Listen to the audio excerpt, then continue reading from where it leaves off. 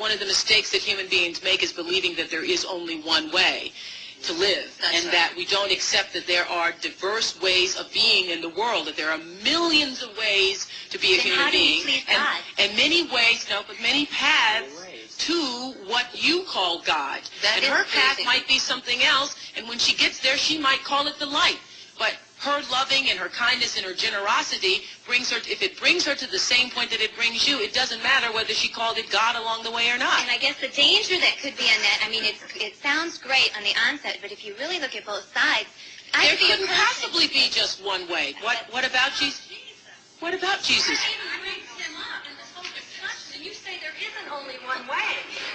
There is one way and only one way, and that is through Jesus. There couldn't possibly be with the millions of people in the world. So again, everyone, welcome to week number 3 of our New Earth web class. And again, I thank you. Eckhart Tolle thanks you for joining us as we bring students and seekers together to discuss our latest book club selection, Eckhart Tolle's A New Earth. We did something last week that was unprecedented. You said it's never been done before on television, where you just sit there in silence. And I thought a lot of people responded to the sense of connection from that. So you want to do that again? Yes. Let's do that again. Yes. Yes. Okay. So you're going to lead us in silence. And simply become aware that you are breathing. The air flows in and out, and you feel yourself breathing. Air flows in and out of the body. In reading books such as Tolle's, it's really opened my eyes up to a new way of thinking, a new form of spirituality that doesn't always align with the teachings of Christianity.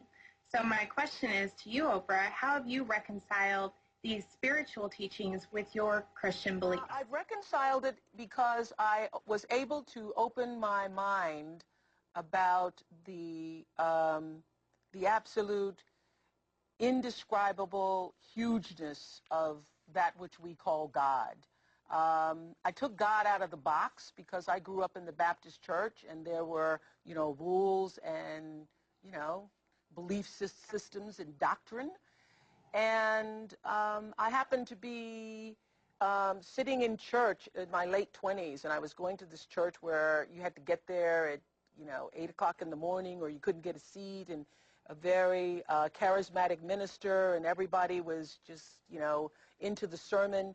And this great minister was preaching about how great God was and how omniscient and omnipresent and God is everything. And then he said, and the Lord thy God is a jealous God. And I was, caught up in the rapture of that moment until he said jealous. And something struck me. And I was like, I think about 27 or 28. I was thinking, God is all, God is omnipresent, God is all, and God's also jealous. God is jealous of me.